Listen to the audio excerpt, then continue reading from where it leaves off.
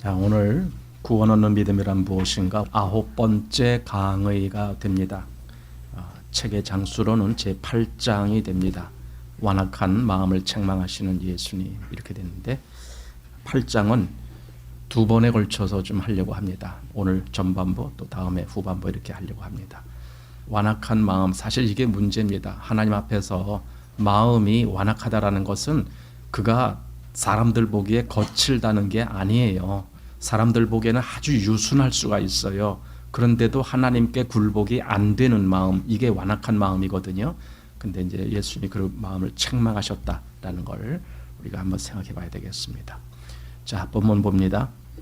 주님 되심을 인정하는 구원을 반대하는 사람들은 이렇게 생각한다. 즉 자기들이 구원하는 믿음의 개념에서 순종을 배제하는 이유는 신자라고 말하면서도 생활은 죄로 가득 찬 사람들도 천국에 들어갈 수 있는 여지를 제공하기 위해서라는 것이다. 사실 이게 말이 그렇지, 이걸 아니 천국에 들어갈 수 있는 사람은 그건 누가 결정을 해야 되는 겁니까? 그건 하나님의 결정이지 사람이 결정하면 안 되거든요. 근데 사람들이 그러는 거예요. 저 사람 구원받았는데 그런데 구원받았는데 생활이 아직 순종이 안 되네. 그러니까 저 사람은 그럼 구원 아니다. 이렇게 말하질 못하는 거예요. 아깝잖아요. 그래도 자꾸만 인정을 해줘야 될 거 아닌가? 자꾸 그러는 거예요. 그래서 전혀 하나님께 순종하지 아니하는 삶을 살아도 그래도 저 사람 그래도 한 번은 시인했다. 예수님을 믿는다라고 시인했다. 그러면 구원받은 거지 뭐. 이제 이렇게 인정해 주자는 거예요. 그게 바로 여기 주님 되심을 인정하는 구원을 반대하는 사람들. 그러니까 주님 되심을 인정한다라는 말은 주님께 복종해야 된다 그 말이에요. 이게 예수님을 주님으로 보는 사람은 그분에게 복종을 하는 거거든요. 근데 그렇게 되지 못해도 그래도 저가 그래도 복음은 인정했어. 그러니까 구원이야. 이렇게 하려고 하는 이제 그런 거죠. 자, 보십시오. 주님 되심을 반대하는 입장에 있는 사람들 가운데 어느 주도적인 인사는 이렇게 항변했다. 만일 헌신된 사람들만 구원받는다면 육에 속한 그리스도인들이 설 자리는 어디인가? 그러니까 육에 속한 사람 그리스도인들, 그러니까 여기서 말 사실은 그리스도인이라고 말을 했지만 표현이 그런 거지 실상 그가 그리스도인인지 아닌지는 모르는 거예요. 아닐 수도 있고 또 정말 그럴 수도 있고. 그런데 여기 헌신된 사람만 구원받았다라고 인정한다라면 그럼 헌신 못한 사람은 그럼 어떡해? 지옥 가라는 건가? 그러면 안 되지 않느냐? 지금 그런 의도가 여기 있는 거거든요. 근데 과연 그게 맞는 소리일까? 과연 그리스도인이면서도 헌신을 하지 않는 사람이 진짜 그리스도인일까? 이제 이 생각을 해보는 거죠. 지금 사람들의 그 표준이 성경 표준하고는 많이 달라요. 바로 그게 문제예요. 성경은 그런 사람들을 인정한 적이 없어요. 성경 한번 우리가 보면 알겠지만 성경은 정말 그리스도를 순종하지 아니하는 사람을 구원으로 인정 안 해요. 우리는 자꾸만 구원을 너 이거 알았어? 알았어. 나 이제 믿어. 요걸 구원이라고 생각하려고 했는데 성경에서는 그런 걸 구원이라고 말하지 않고 진짜 저 속에 하나님의 영이 있어서 하나님의 뜻, 즉 로마서 8장의 말을 빌린다라면은 성령께 순종하는 그런 마음이 됐느냐? 이것을 보고 진짜 하나님의 영이 없으면 하나님의 사람이 아니라 이렇게 얘기하잖아요. 그러니까 그렇게 기준을 잡는데 자꾸만 지금 기독교 이 세계 내에서는 뭐예요? 그냥 한번 복음을 인정하면 구원 이렇게 하려고 그러는 거예요. 바로 그런 잘못된 것이 있다라는 거죠. 자, 오늘날 어느 교사들은 이른바 육에 속한 그리스도인을 수용하려는 열심 때문에 구원이라는 말을 아주 느슨하게 정의한 나머지 사실상 누구나 그리스도를 믿는다고 고백하기만 하면 진정으로 구원받은 것으로 간주되게 되었다. 오늘날 교사들이 그런다 이거죠. 오늘날, 물론 일부가 그렇다는 거지 뭐 전체가 그런 건 아니죠. 그래서 일부가 그렇게 너무 쉽게 인정을 해준다. 그래서 어느 누구나 자기가 그리스도를 영접했다고 말하기만 하면 열렬하게 그리스도인으로 받아들여지는데 심지어 그에게 있는 줄 알았던 믿음이 나중에는 계속되는 불순종과 극심한 죄 또는 적대적인 불신으로 변질되는 경우에도 그러하다. 그러니까 한번 믿었어. 근데 나중에 보니까 이 사람은 완전히 하나님을 등지고 오히려 비방하고 뭐 이런 사람들이 있다. 근데 그럼 그런 사람들을 구원이라고 할 수 있느냐? 이거죠.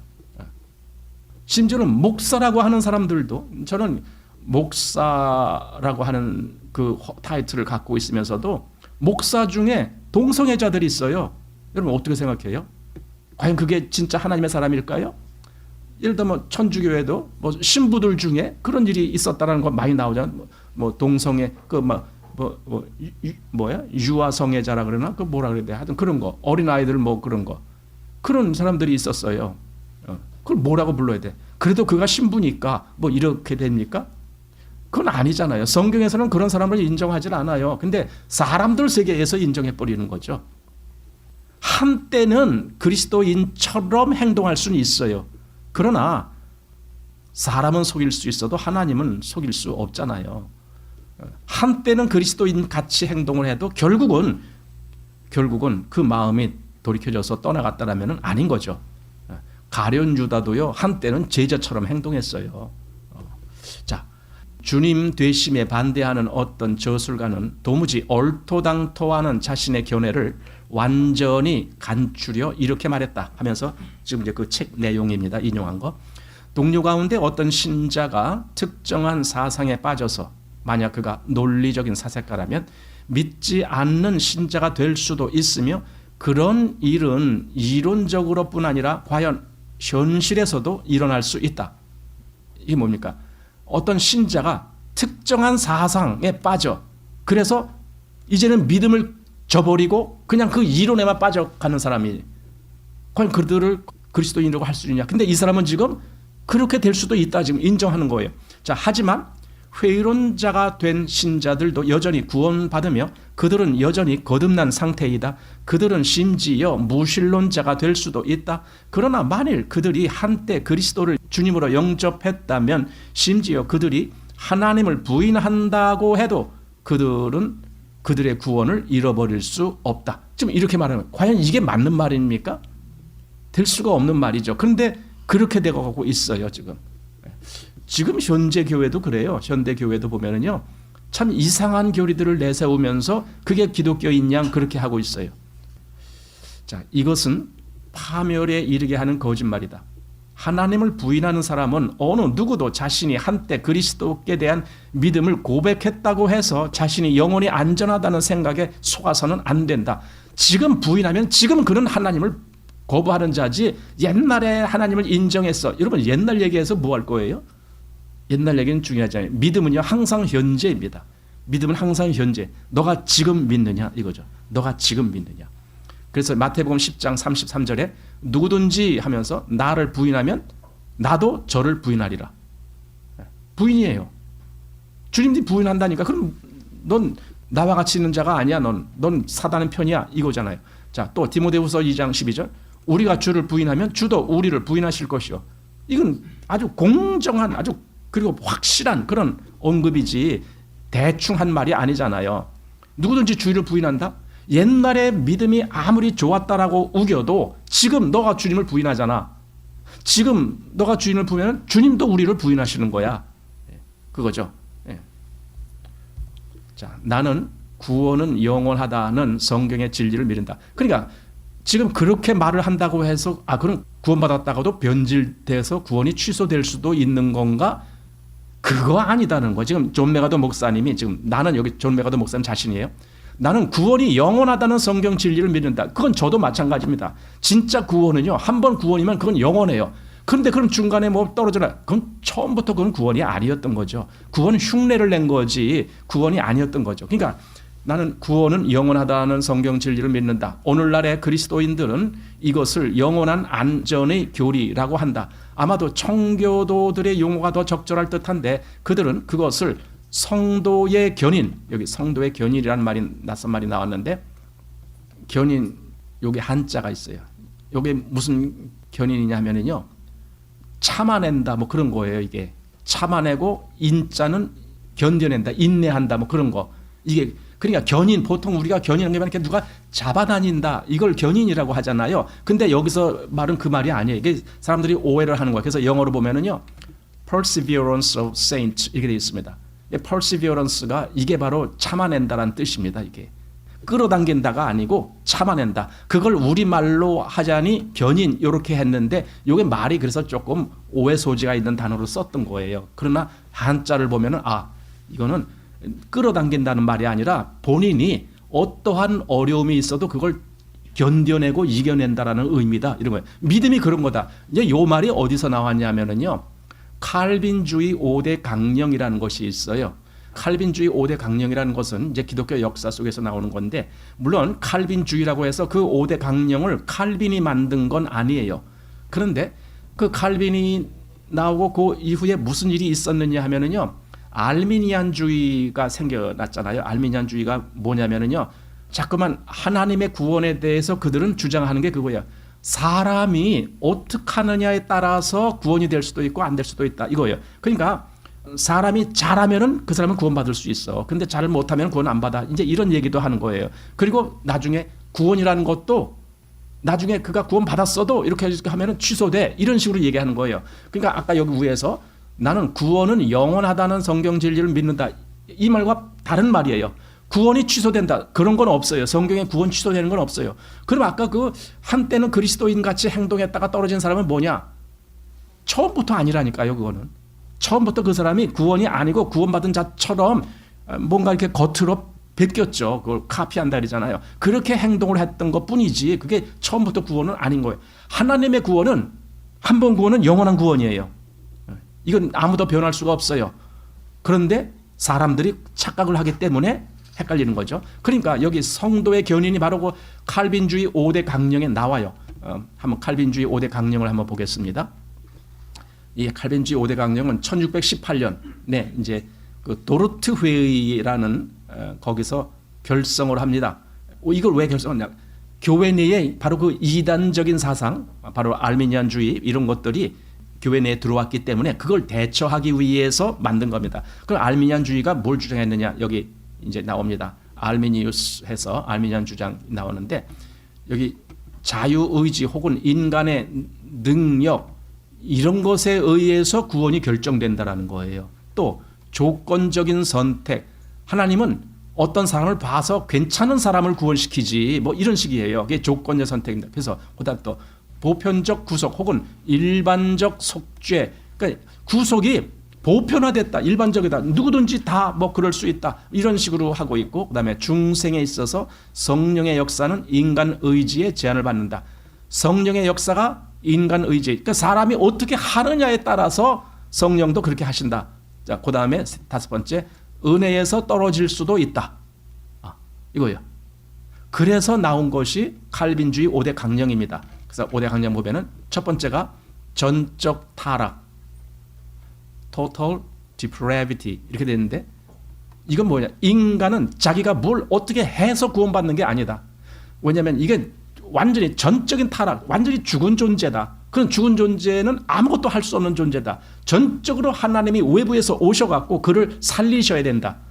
이것이 전적 타락입니다. 그 다음에 무조건적 선택. 이거는 구원받는 사람은 그가 보니까 이 사람 좀 괜찮은 애, 행동도 바르게 하고 뭐 그런다라고 하나님이 선택해서 구원하시는 게 아니다. 하나님은 하나님의 뜻대로 선택하신다. 야곱과 에서가 있을 때 하나님이 야곱은 사랑하고 에서는 미워하였다. 그럼 에서가 뭐 잘못된 사람이기 때문에 미워했는가? 그게 아니거든요. 그 안에서는 이건 하나님의 전적인 주권적인 선택에 달린 거다. 그래서 무조건적 인간의 조건이 아니다. 하나님의 선택에 달렸다. 그거죠. 그 다음에 제한적 속죄. 하나님의 구원은 모든 사람이 다 죄사함 받는 게 아니다. 여기 limited atonement 그랬습니다. 제한된 어떤 영역, 하나님의 택한 그 영역의 사람들만 죄사함 받는다. 그다음에 불가항력적 은혜, irresistible grace. 사람이 하나님이 은혜로 역사하실 때 사람은 거기에 반대해서 거기서 도망갈 수가 없다. 하나님이 은혜로 그를 부르기 시작했다면 하나님은 끝까지 그를 그렇게 부르서 가신다. 이거죠. 그래서 불가항력, 인간이 거부할 수 없다. 그 다음에 여기 다섯 번째가 바로 성도의 견인이라는 거예요. Perseverance of saints 이렇게 나오는데 진짜 성도는 어떤 환경이 와도 어떤 어려움이 와도 물론 중간에 그가 곁길로 갈 수는 있어요. 실수할 수도 있어요. 넘어질 수도 있어요. 그러나 끝까지 다시 견뎌내는 그 무엇이 있다. 그래서 궁극적으로는 그가 하나님을 배반하지 않는다. 이게 성도의 견인이에요. 그러니까 아까 알미니안주의들은 인간은 구원받았다가도 은혜에서 떨어질 수가 있어, 이렇게 말하는 것과 반해서 성도의 견인은 인간은 그가 진짜 하나님의 은혜에 속한 자요 구원받은 자라면 결코 거기서 떨어질 수가 없다. 그 안에 어떤 어려움도 참아낼 수 있는 인내가 있기 때문에 이렇게 이제 칼빈주의 5대 강령이라는 것이 있습니다. 자, 그것을 생각해 보면서 여기 지금 그들은 그것을 성도의 견인이라고 했다. 바로 이 교리에서 나온 거다 이거죠. 이 교리의 요점은 하나님께서 자신이 그리스도를 영접했다고 말하는 모든 사람의 안전을 보장하신다는 것이 아니라, 여기 잘 보셔야 돼요. 나 그리스도를 영접했어 라고 말하는 모든 사람, 그들의 안전을 보장하는 거 아니다. 진짜 참된 믿음을 가진 사람, 바로 이거라는 거예요. 진짜 참된 믿음을 가진 사람, 그들을 끝까지 의의 길에서 벗어나지 않음으로써, 그러니까 그들이 견인한다. 성도의 견인이 바로 그거예요. 자기들이 벗어나지 않는 거예요. 어디 잠깐 떨어졌다가도 다시 돌이키는 거예요. 벗어나지 않음으로써 자신들의 구원이 안전하다는 사실을 입증하리라는 것이다. 이거죠. 자, 아더 핑크는 이 주제에 대해 글을 쓰면서 이렇게 말했다. 하나님은 신자들을 아무 책임이 없는 인형처럼 대우하시는 것이 아니라 도덕적인 행위자로 대우하신다. 그들이 여러 가지 수단을 사용하고 자신들의 복지에 불리한 것을 피함으로써 그들의 자연적인 생명이 유지되는 것과 마찬가지로 그들의 영적인 생명을 유지하고 보존하는 것도 그와 같은 이치다. 하나님은 이 세상에서 당신의 백성을 보존하실 때 그들 자신의 보존을 통해서 그렇게 하신다. 하나님은 신자를 아무 책임 없는 인형처럼, 요즘 말로 하면 로봇처럼, 하나님은 그렇게 구원하시는 것을 원하는 것이 아니에요. 뭔가 하나님의 사람으로 택함을 입고 구원을 받았다라면 그 속에서도 자발적인 역사가 나오게 하시는 거예요. 그게 하나님의 역사예요. 그러니까 한마디로 억지로 받는 구원은 없다, 이거죠. 그렇다면 이제 더 분명해지는 겁니다. 저 사람이 하나님께 순종함이 나타나질 않아, 없어. 그러면 우리는 그 사람을 구원받은 사람으로 볼 수가 없는 거예요. 아무리 그가 복음을 인정한다고 말한다 할지라도 그 속에 자발적인 어떤 동기부여라든가 이런 게 없어. 그러면은 어떻게 그가 구원받은 사람이라고 말할 수 있겠는가? 아니죠. 자, 참된 신자는 보존될 것이다. 만일 누가 그리스도에게서 돌아선다면 그것은 그가 구원받지 못했다는 증거이다. 그래서 요한 1서 말을 이렇게 썼습니다. 저희가 우리에게서 나갔으나 우리에게 속하지 아니하였나니 만일 우리에게 속하였다면 우리와 함께 거하였으려니와 저희가 나간 것은 다 우리에게 속하지 아니함을 나타내려 함이니라. 보세요. 그러니까 한때는 그들과 같이 있었어요. 교회 속에 같이 있었어요. 근데 그들이 어느 날 나간 거예요.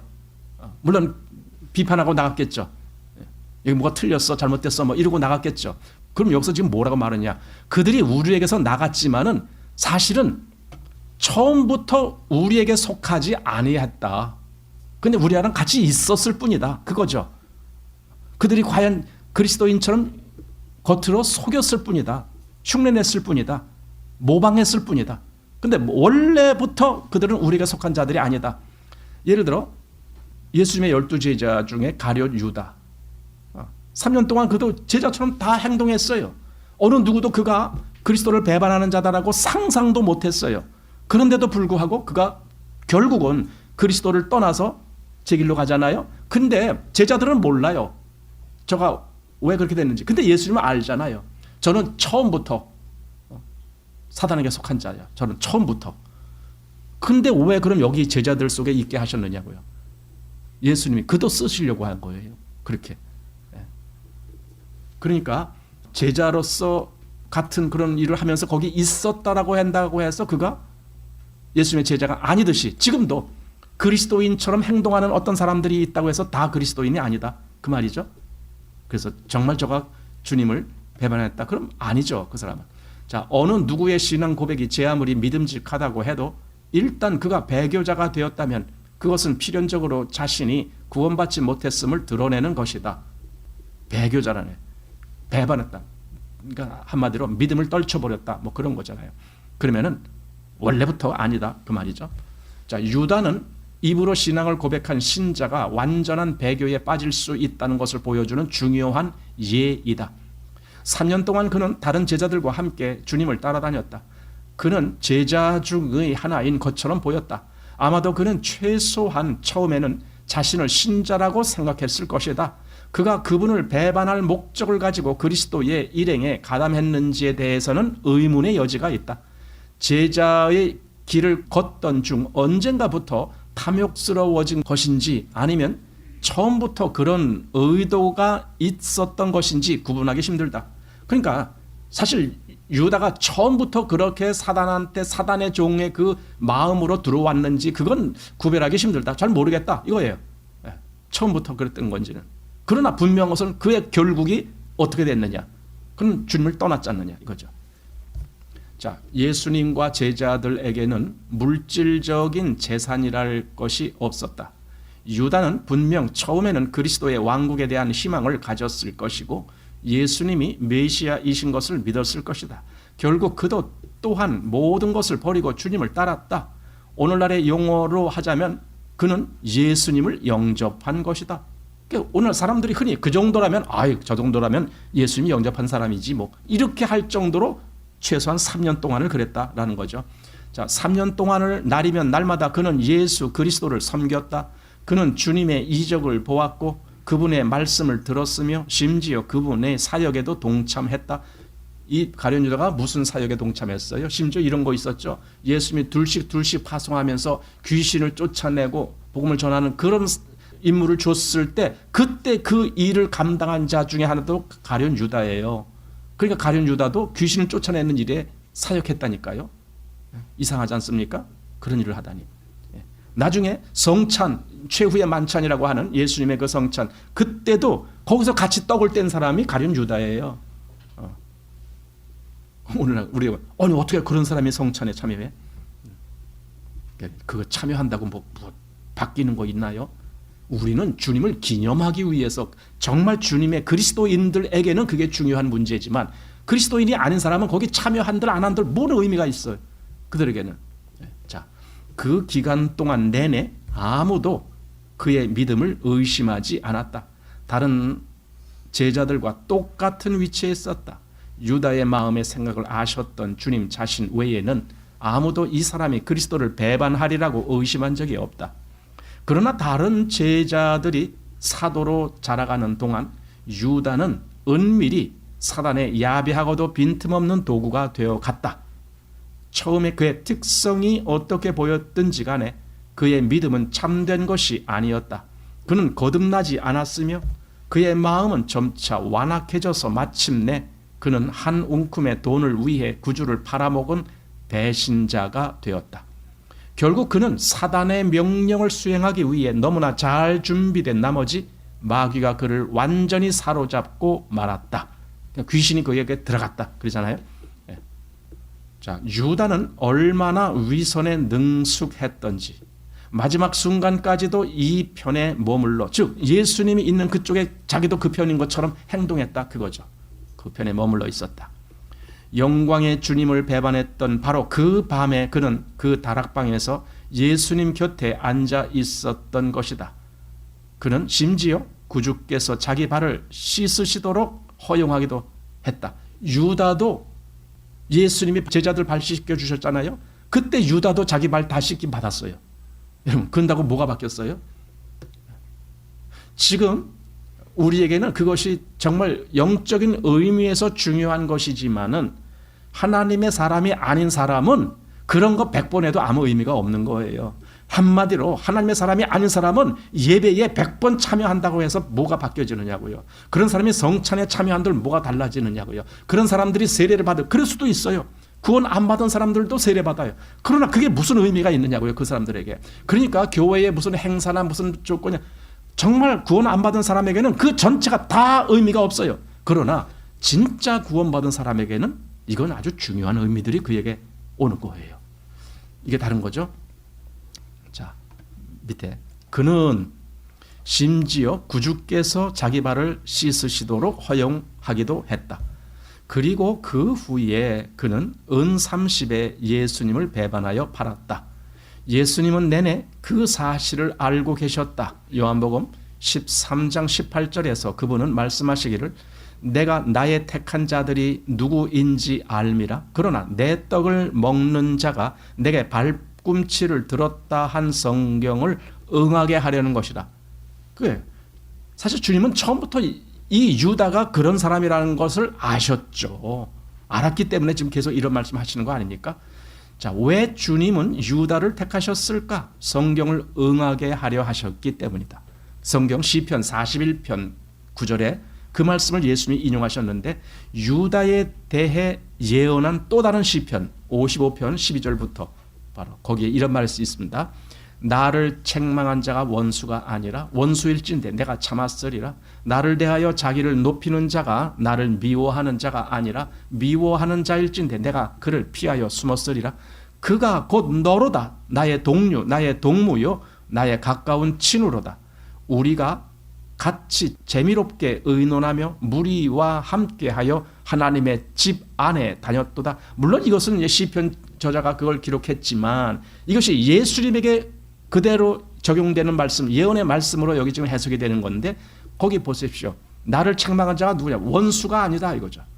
오히려 예수님을 비난하고 비판하고 한 사람이 누구냐? 여기 보니까 나의 동료, 나의 동무, 나의 가까운 친구로다. 가까이 있는 사람이 그 일을 한 거 아닙니까? 그게 유다입니다. 그럼 지금도 마찬가지죠. 근데 우리는 이제 그런 것을 자꾸만 이렇게 인정하려고 그래요. 아, 그래도 그 사람이 그래도 우리 중에 있었으니까, 한 번 있었으니까, 뭐 이런 식으로. 아닙니다. 진짜 하나님께 순종하느냐가 문제예요. 진짜 하나님의 영이 그를 붙잡아 가느냐, 이게 문제예요. 그렇지 않냐고? 그냥 자기 의지대로 이랬다가 저랬다가, 그럼 하나님의 영이 없는 거잖아요, 그건.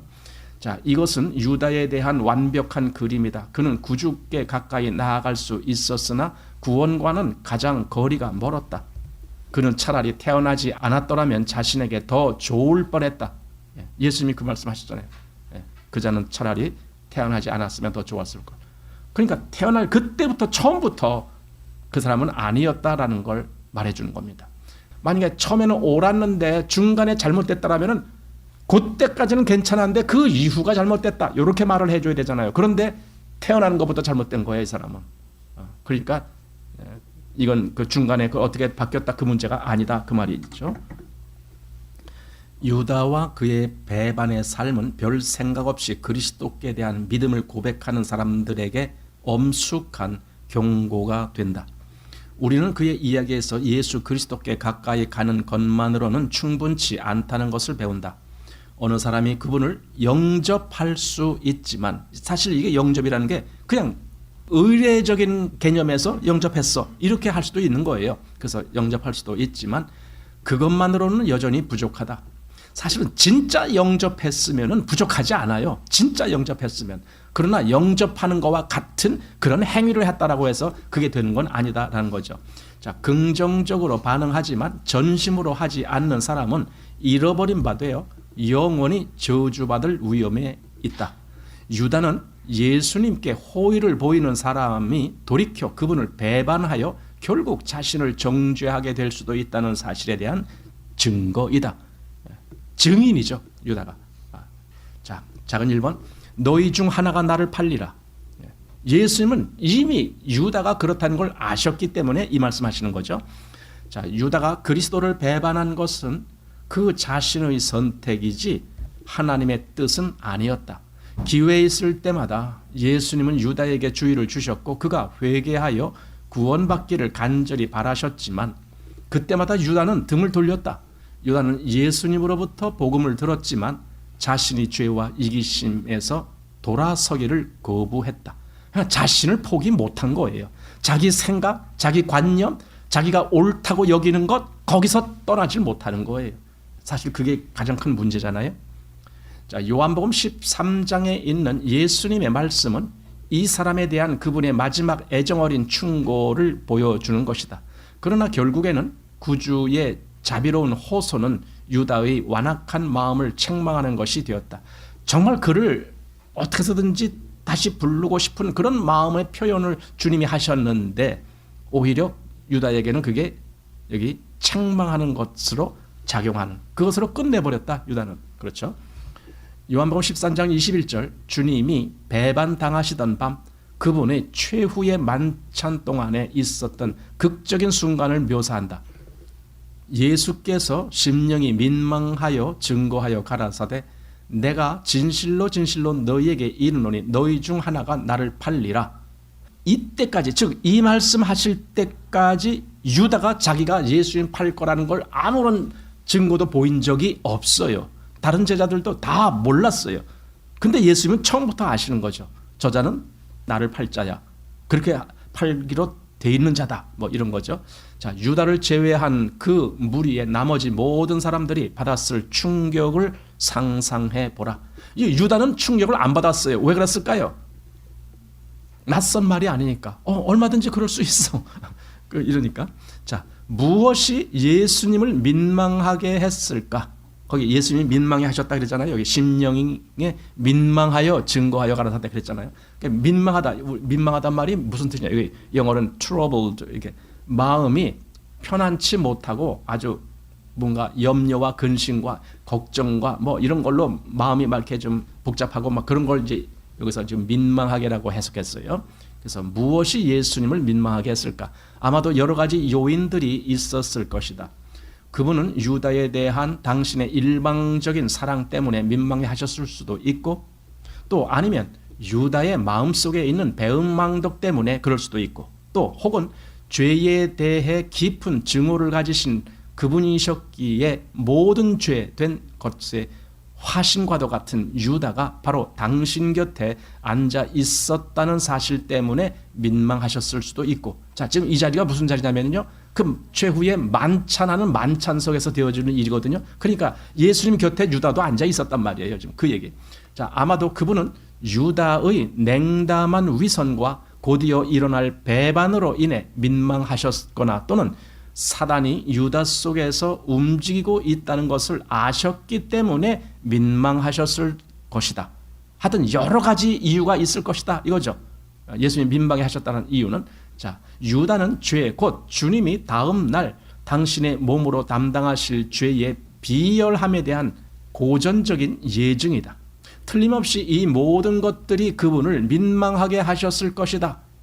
여러 가지 한마디로 다 옳지 못한 것들이죠. 그거 바로 예수님 마음에 뭔가 이렇게 예수님을 거스르는 그런 걸로 작용했을 것이다라는 거죠. 자, 그러나 생각건대 그 중에서도 가장 중요한 것으로서 그분은 유다가 내리려는 결정 또는 이미 내린 결정, 그게 이제 앞으로 내릴 건지 아니면 이미 내렸는지 그건 사람으로서는 몰라요. 유다의 마음속에서 되어지는 건 일이니까. 근데 바로 그 결정이 그에게 영원한 고통을 언도할 것이라는 사실을 아셨기 때문에 민망해 하셨을 것이다. 여기 그에게는 이거는 예수님이 아니고 유다를 얘기하는 겁니다. 그러니까 유다가 자기가 결정한 것 때문에 그의 운명 전체가 저주받을 운명이 되는 거예요.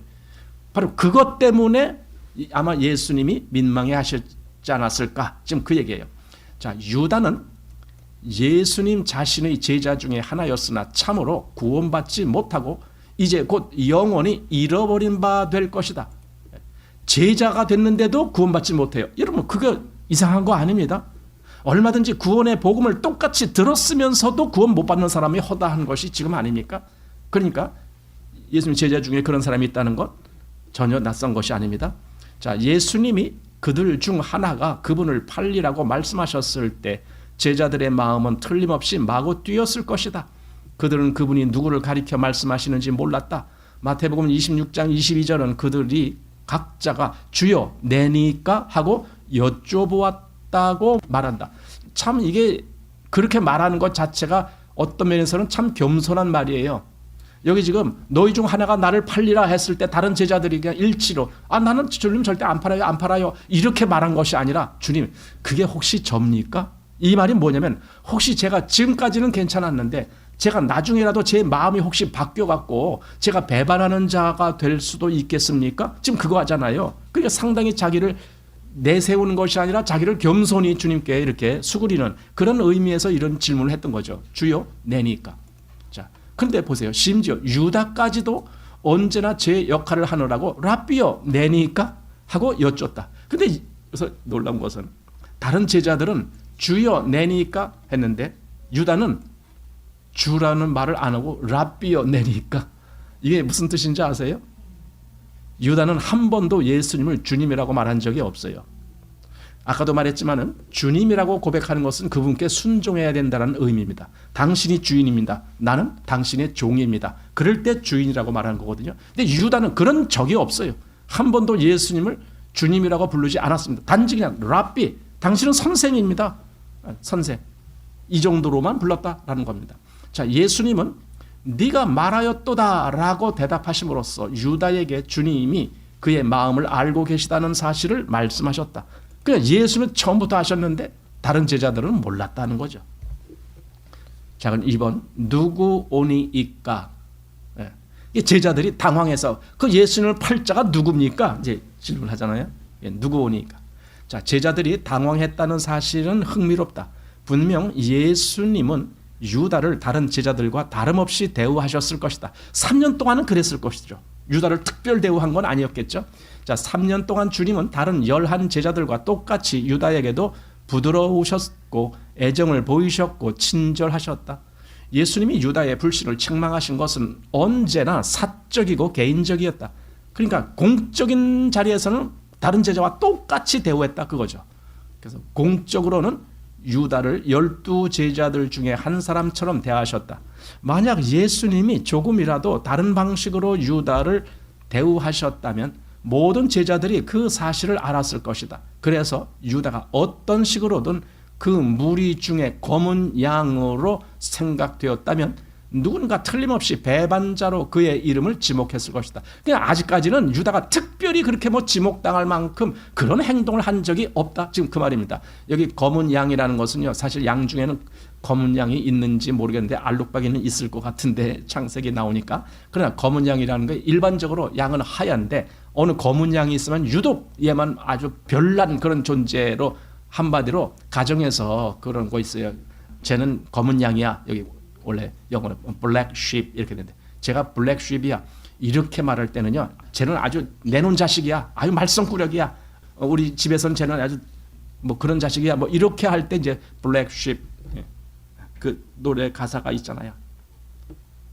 단단단단 하면서 난 노래가 I was the black sheep of the family 이렇게 하는 노래. 그 black sheep, 나는 옛날에 우리 집에서 black sheep이었습니다. 그 사람이 사실 그래서 감옥에 갔다 오면서 그런 이제 노래하는 거거든요. 블랙십이었습니다. 자, 하지만 아무도 그렇게 생각한 사람은 없었다는 거죠. 유다는, 그러니까 유다가 특별하게 그래도 드러낸 거 없었어요. 이전까지는. 여기 사실 유다는 그 집단의 회계였으므로 그가 회계의 일을 맡았어요. 돈 관리하는 사람이었어요. 유다가. 그래서 제자들은 그를 믿었다. 이거죠. 자, 유다가 예수님의 대해 품었던 적의와 또 요한이 구주께 대해 품었던 사랑은 서로 아주 극명한 대조를 보여준다. 한번 보라는 거예요. 요한은 식탁 앞에 예수님 곁에서 기대어 누웠다. 이것은 연회에서의 정상적인 자세였다. 상은 낮게 되어 있으며 손님들은 왼쪽 팔꿈치를 의지하여 바닥에 기대어 눕고 오른손으로 음식을 먹는다. 이 자세가 일반적으로 과거에 그 이제 말하자면 그 상에다 음식 차려놓고 여러 사람들이 같이 먹을 때 하는 장소야. 그러니까 그 당시에는 지금처럼 테이블이 있고 의자가 있고 그게 아니에요. 의자 생활이 아니고 그냥 식탁이 있는데 식탁이 아주 낮아요. 이것은 지금 유대 지역만 그런 것이 아니라 그 당시에 예를 들어 로마도 그랬어요. 로마에서도 그 로마 황제가 있고 주변에 무슨 뭐 신하들이 있을 때 같이 음식을 먹을 때 보면 전부 다 이렇게 기대서 그 당시에 그 그림들을 보면 그것들이 많이 나와요. 상에서 전부 다 이렇게 한쪽으로 기대서 이렇게 음식을 먹고 이렇게 하는 그런 모양으로 그들이 음식을 나눴다라는 겁니다. 근데 이때 최후의 만찬도 그랬다. 그러니까 자연적으로 어떤 일이 발생하느냐, 이렇게 기대다 보니까 옆 사람한테 내 머리가 이렇게 기대질 수도 있는 거예요. 바로 그런 자세로 사도 요한이 예수님께 이렇게 기대한 것처럼 그렇게 됐다 그 말입니다. 자, 요한은 예수님의 오른편에 기대어 누웠으며, 그러니까 예수님 자리 오른편에서 이렇게 기대어 누워서 이제 같이 식사를 하니까 이 머리가 자연적으로 예수님 품으로 간 거예요. 이해가 되시죠? 그 말입니다. 그래서 그의 머리가 예수님의 가슴께에 왔다. 그가 그분께 말씀드리려고 돌이켰을 때, 그러니까 보세요. 이렇게 기댄 상태에서 여기 예수님은 아마 기대지 않으신 것 같아요. 그러면 이렇게 기대서 예수님께 뭐 말할 때 얼굴을 이렇게 돌려서 예수님을 쳐다봤을 거 아닙니까? 근데 그 상태가 바로 예수님 품에 그대로 기댄 상태로 쳐다봤다 이 말입니다. 그래서 그가 그분께 말씀드려 돌이켰을 때 예수님의 머리는 그의 머리 바로 위에 있었을 것이다. 구주께 대한 그의 극진한 사랑 때문에 그는 거기 예수님 품 가까이 있기를 좋아했다. 그래서 사도 요한은 예수님께 더 가까이 가는 걸 좋아했던 제자였다라는 겁니다. 자, 보십시오. 베드로가 요한에게 고갯짓을 하여 예수님께 누가 그분을 배반할 것인지 엽주어 보게 했다. 그러니까 요한 말고는 예수님께 그렇게 가까이 가서 예수님께 거의 기대면서 그런 사람은 아마 없었던 것 같아요. 그러니까 베드로만 해도 좀 점잖게 저같이 이렇게 앉았는데 여기 요한이 가까이 예수님 바로 있으니까 베드로가 예수님한테 좀 물어보라고 요한한테 그렇게 지시를 하는 거죠. 말은 안 했어도 고갯짓을 했다니까. 그러니까 뭐 너희 중에 하나가 나를 팔리라 이렇게 하니까 다들 그게 누굴까 내니까 막 하다가 모르겠다는 거예요. 그러니까 베드로가 그 사도 요한 보고 야 너가 예수님께 좀 여쭤봐 하고 요걸 고개를 그냥 끄덕 이렇게 해봐 뭐 이렇게 이제 했던 거죠. 그러니까 말은 없었어요. 고갯짓으로 그렇게. 자, 그가 예수의 가슴에 그대로 의지하여 말하되 주여 누구 오니이까? 이 질문을 사도 요한이 하는 거예요. 자, 베드로와 요한은 그 대답을 들은 유일한 사람이었을 것이다. 사실은 예수님이 큰 말로 하시질 않고 여기 요한 머리는 바로 예수님 밑에 있으니까 작은 소리를 해도 다 들릴 거니까 그렇게 했고 베드로가 바로 그 옆에 또 아마 있었는가 봐요. 그러니까 그 가까이 있는 그들만 혹시 들었을지도 모른다 이런 거죠. 전체 제자들이 듣지 못하고. 그래서 26절 이렇게 말한다. 예수께서 대답하시되 내가 한 조각을 찍어다가 주는 자가 그니라 하시고 곧 한 조각을 찍어다가 가룟 시몬의 아들 유다를 주시니 한 조각을 찍어다가 유다에게 특별히 주셨다는 거예요. 예수님이 그 떡을 나눌 때 음식을 먹을 때. 그래서 유다가 그걸 먹었다는 거죠. 예수님이 한 조각을 찍어다가 유다에게 주셨다. 그러면서 내가 찍어다가 주는 자가 바로 그 자가 나를 팔 자다라고 말했는데도 제자들이 이걸 못 깨달아요. 그래서 나중에는 뭐 유월절 준비를 하라라고 보내신 것인지 유다가 나갔거든요. 그러니까 뭐 유월절 준비하라고 나가라고 하셨는지 아마 그렇게 이해를 했다. 지금 제자들이 나중에 그렇게 말을 하거든요. 근데 사실은 가룟 유다는 예수님을 팔려고 나간 거예요. 팔 계획을 하려고. 자, 그랬을 때에 과연 지금 유다를 어떻게 평가해 줘야 되느냐? 그는 예수님의 제자였다가 그러다가 나중에 뭐가 잘못돼 갖고 배반했구나 이렇게 보아야 되는 건가? 아니에요. 그게 아닙니다. 유다는 처음부터 그런 사람입니다. 그가 잠시 동안 예수님의 제자와 같은 흉내를 냈던 것뿐이지 그는 처음부터 예수를 팔자고 처음부터 믿음의 사람이 아니고 처음부터 그는 하나님의 구원과는 상관없는 사람이었다. 그런데 마치 제자인 것처럼 꾸몄다라는 겁니다. 그러니 우리가 거기서 이제 그걸 아는 거예요. 본질이 다 드러나는구나. 그러니까 예를 들어 교회 속에 같이 구원받은 사람인 것처럼 그렇게 한동안 오랫동안 그렇게 있다가도 어느 날 배반하는 그런 모습이 드러난다 할 때에 분명히 알아야 되는 거예요. 저는 처음부터 그랬던 자구나. 이걸 처음부터. 왜냐하면 아까 성도의 견인 그건 뭡니까? 진짜 성도는 그 어떤 경우에도 주님을 배반하지 못해요. 배반할 수가 없어요. 왜? 그게 성품이니까. 그리스도인의 성품 중에 아까 칼빈주의 5대 강령이라고 했던 것처럼 사실 저도 그런 뭐 5대 강령이니 뭐니 이런 교리를 저는 그렇게 좋아하지 않아요. 그러나 사실 진짜 그리스도인들에게 그것이 나타나기 때문에 우리가 그런 교리적으로도 말을 하는 것뿐이에요.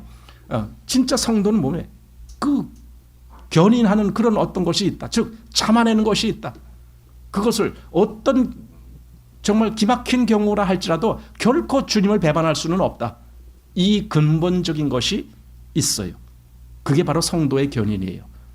그런데 가룟 유다는 아예 처음부터 그런 것이 없었기 때문에 다시 말하면 성도가 아니었기 때문에 처음부터 그는 얼마든지 주님을 배반할 수도 있었고 또 지금도 그런 일이 계속된다. 그러니 정말 그의 그 삶이 주님께 순종함이 없는 삶, 즉 예수님을 나의 주님이라고 그렇게 믿지 아니하는 그런 삶을 사는 사람이라면 그는 그리스도인이라고 할 수가 없다라는 것이 지금 이 책에서 말씀하고 있는 겁니다. 자, 오늘 여기까지 해서 제 8장 1부 오늘 마치고 다음에 다시 2부를 하겠습니다.